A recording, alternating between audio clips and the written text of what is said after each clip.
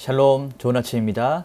2026년 6월 1일 매일 성경 순서에 따라서 오늘부터 우리는 고린도전서 1장 1절부터 9절을 함께 묵상하고 기도하는 시간을 가지도록 하겠습니다. 오늘 말씀의 제목은 그리스도의 이름을 부르는 자들입니다. 말씀을 살펴보면 오늘 본문은 분열과 또 세속화의 위기에 빠진 이 고린도 교회를 향한 바울의 첫 문안 인사입니다. 바울은 이 교회의 기원과 성도의 거룩함이 인간의 공로나 인간의 자격이 아닌 오직 하나님의 뜻과 하나님의 주권적인 부르심에 있다라고 선포하고 있습니다. 또한 고린도 교회가 누리고 있는 이 풍성한 은사들이 하나님의 값없는 은혜의 선물이다라는 것을 상기시키면서 허물이 많았던 교회를 주님의 날까지 끝까지 견고하게 붙드시는 이는 오직 신실하신 하나님 한 분뿐이다 라고 설명하고 있습니다. 이제 우리 한 절씩 말씀을 살펴보면서 성경이 말하고 있는 진리를 함께 살펴보도록 하겠습니다. 먼저 첫 번째 단락은 1절부터 3절까지 말씀인데요. 여기에는 이 교회의 기원과 또 바울의 문안 인사가 담겨 있습니다. 1절을 보면 하나님의 뜻을 따라 그리스도 예수의 사도로 부르심을 받은 바울과 형제 소스데네는 이렇게 시작을 합니다. 바울은 편지를 보내면서 이 사도직이 인간의 야망이나 혹은 인간의 권리가 아니라 오직 하나님의 주권적인 부르심에 있다라고 선포하고 있습니다. 앞으로 전개될 이 고린도 교회 안에 분파주의, 서로 분열하고 갈라지는 것들과 또 인간을 우상화시키는 이러한 잘못된 행위에 대해서 잘못된 부분들을 바로잡는 강력한 선포입니다. 이 소스데네는 매맞는 회당장이었습니다. 그런데 그러한 자리에서 바울의 신실한 동역자가 되었다라고 바울은 밝히면서 이 편지의 시작부터 하나님께서 교회를 하나로 만드시는 연합된 모습들을 보여주고 있습니다. 자, 2절을 보게 되면 고린도에 있는 하나님의 교회, 곧 그리스도 예수 안에서 거룩하여지고 성도라 부르심을 받은 자들과 또 각처에서 우리의 주, 곧 그들과 우리의 주 되신 예수 그리스도의 이름을 부르는 모든 자들에게. 자, 여기에 보게 되면 고린도에 있는 하나님의 교회다라는 표현이 있어요. 이것은 음란과 우상 숭배 그리고 성공주의가 가득한 이 세속 도시에서 이 고린도 한복판에서 교회는 세상 속에 있지만 세상 인간 지도자가 주인이 아니라 오직 하나님이 교회의 주인이시다라고 하는 것을 선포하고 있는 것입니다. 그리고 말씀을 살펴보면 거룩하여지고 성도라 부르심을 받은 자들이라고 이런 표현이 있는데 여기서 거룩하여지다라고 하는 이 표현은 성도 스스로 거룩한 것을 성취하거나 얻어낸 것이 아니라 이미 그리스도 예수께서 십자가에서 단번에 이루신 우리의 신분을 바꿔주신 신분적 거룩이다라는 것을 보여주고 있습니다. 그러니 우리 성도, 믿는 자들은 거룩한 일을 해서 성도가 되는 것이 아니라 그리스도 예수께서 우리의 신분을 거룩한 성도로 바꿔주셨기 때문에 거기에 걸맞는 삶을 살아내야 된다라고 하는 것입니다. 우리는 이 세상 가운데서 불러냄을 받은 자들, 우리가 이것을 헬라어로 에클레시아라고 하는데 우리 교회가 바로 그러한 존재임을 기억해야 됩니다. 3절 말씀을 보면 하나님 우리 아버지와 주 예수 그리스도로부터 은혜와 평강이 있기를 원하노라 라고 바울은 이야기합니다.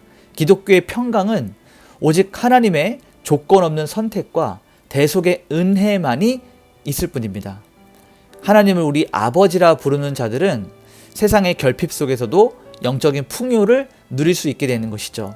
우리는 무엇을 많이 가져야만 풍요로운 것이 아니라 그리스도 예수 그리고 하나님 아버지를 소유하고 있는가 소유하지 않고 있는가 여기서 갈라지는 것입니다.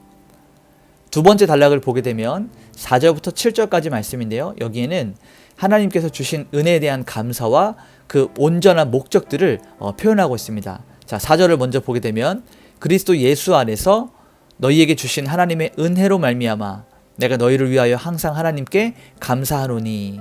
자, 바울은 사실 이 고린도 교회 안에 수많은 문제들이 있었음을 알고 있었습니다. 교회가 갈라졌고요. 음행이 있었고 서로 성도들 간에 소송을 하는 이런 여러 많은 문제들이 있었습니다. 그런데 그런 고린도 교회를 바라보면서 바울은 책망하고 그들을 꾸짖기보다는 감사를 먼저 선포했습니다. 이는 그들의 자격 때문이 아니라 오직 그리스도 예수 안에서 거주하는 하나님이 값없이 주신 은혜를 더 먼저 바라보았기 때문입니다. 자, 6절을 보게 되면 그리스도의 증거가 너희 중에 견고하게 되어 라고 말합니다. 바울이 전파했던 복음이 있죠.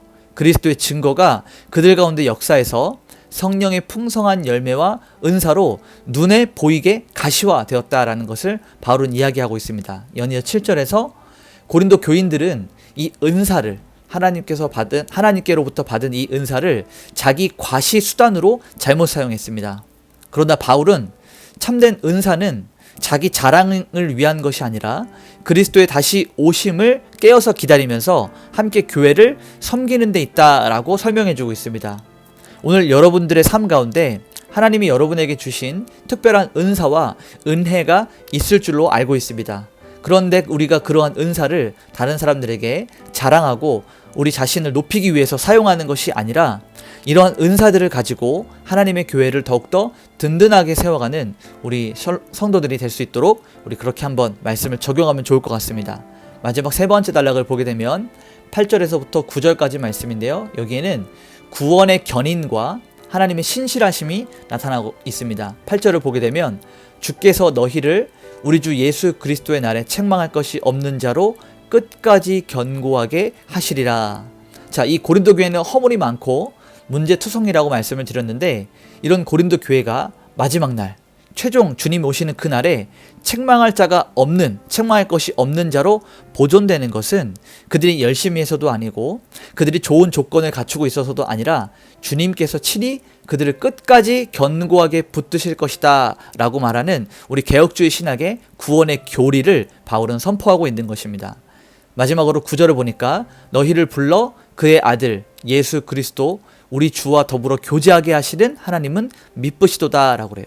여기서 미쁘다라고 하는 것은 순 우리말인데 신실하다, 성실하다, 믿을만하다 라고 하는 그런 의미를 가지고 있습니다. 그러니까 하나님은 미쁘시다라고 할 때 하나님은 신실하신 분이다 라고 바울은 표현하고 있는 겁니다. 우리는 늘 실패하고 우리는 늘 변하고 늘 우리가 좌절하고 낭망하지만 우리를 부르신 그 하나님은 절대적으로 신실하시기 때문에 그 구원을 이루시기까지 어떠한 실패나 어떠한 뒷걸음질이나 변함이 없다라고 바울은 선포하고 있는 것입니다. 그래서 우리가 이 구원받은 그 이유가 무엇이냐? 단순히 하나님 나라에 가는 그것이 목적이 아니라 주님과 연합하여서 친밀한 교제, 친밀한 사귐을 나누는 이 코이노니아가 계속해서 있기를 주님 바라시기 때문에 우리를 구원하시고 그 사랑을 나타내셨다라는 것을 우리는 기억해야 합니다.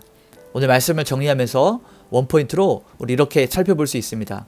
교회의 거룩함은 인간의 자격이나 모인 이들의 은사에 있지 않고 우리를 부르시고 끝까지 견고하게 하시는 하나님의 신실하심에 있다라는 것입니다. 우리 교회가 거룩해질 수 있는 유일한 이유는 하나님의 신실하심이다라는 것입니다. 우리 삶에 이제 이렇게 한번 적용할 수 있었으면 좋겠습니다. 우리에게 있는 모든 좋은 것이 주님으로부터 왔다. 하나님의 선물이다. 주님의 은혜의 선물이다 라는 것을 기억하면서 이것을 우리가 자랑하기보다는 겸손하게 공동체를 섬기는데 사용되어질 수 있도록 우리 그렇게 한번 우리 삶에 적용할 수 있었으면 좋겠습니다. 또 하나는 우리의 삶 가운데 반복적으로 실패하고 영적인 침체가 오고 흔들리는 환경 속에서 낙심할 때가 많은데 우리 성도의 소망은 우리의 의지에 있는 것이 아니라 끝까지 우리를 견고하게 하실 하나님의 신실하심에 있다. 하나님의 열심에 있다라는 사실을 기억하면서 하나님의 열심, 하나님의 성실을 더 붙드는 여러분들 되시기를 소망합니다. 같이 한번 기도하겠습니다. 하나님, 우리 안에 있는 모든 은사, 우리 안에 있는 모든 능력이 하나님의 은혜의 선물임을 고백합니다. 하나님, 이것들을 가지고 우리가 자랑하거나 혹은 다른 사람들을 차별하지 않게 하시고 공동체를 온전하게 세우는 그런 일들에 쓰임받게 하여 주시옵소서. 우리 이렇게 기도하면서 오늘 하루 하나님께 온전히 올려드리도록 하겠습니다. 기도하시겠습니다.